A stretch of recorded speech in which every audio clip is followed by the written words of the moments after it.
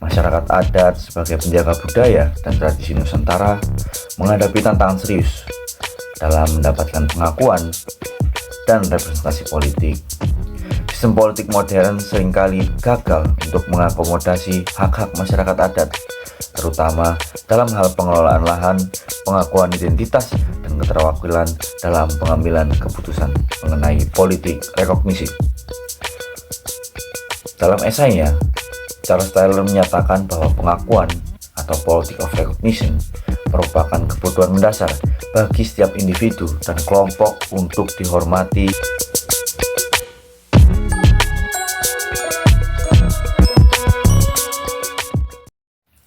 Indonesia sebagai negara dengan lebih dari 1.300 suku budaya merupakan salah satu negara yang paling beragam yang ada di dunia. Namun, keberagaman ini seringkali tidak tercermin dalam sistem politik kita. Masyarakat adat sebagai penjaga budaya dan tradisi Nusantara menghadapi tantangan serius dalam mendapatkan pengakuan dan representasi politik di era modern saat ini. Dalam video ini, kita akan membahas mengenai latar belakang keberagaman Indonesia, permasalahan representasi, dan bagaimana teori rekognisi politik dapat menjadi solusi untuk mengatasi permasalahan ini.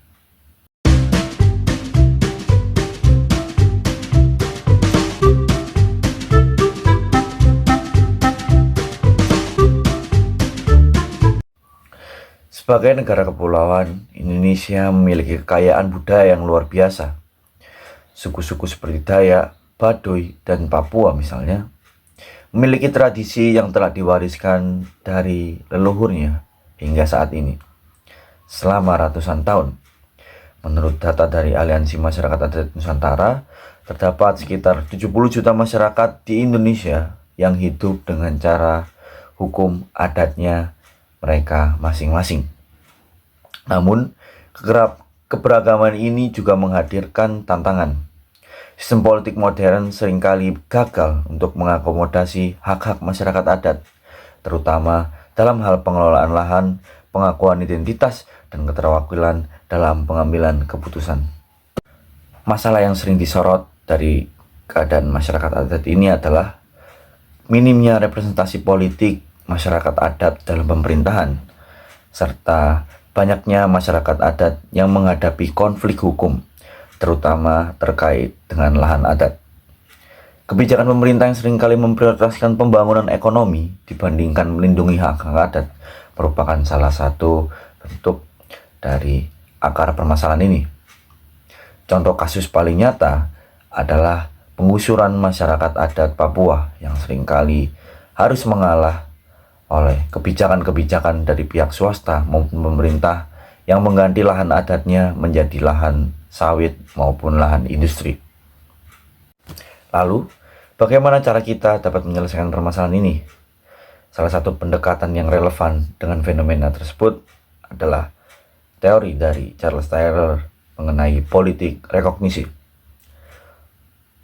Dalam esainya, Charles Taylor menyatakan bahwa pengakuan atau politic of recognition merupakan kebutuhan mendasar bagi setiap individu dan kelompok untuk dihormati hak mereka serta identitasnya.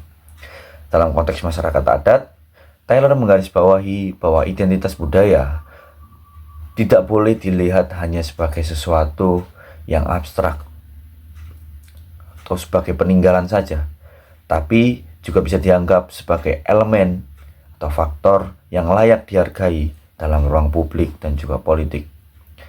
Pengakuan budaya bukan hanya sekedar bentuk simbolis, tetapi juga menyangkut aspek praktis seperti partisipasi dan pengikutsertaan masyarakat adat dalam pengambilan keputusan.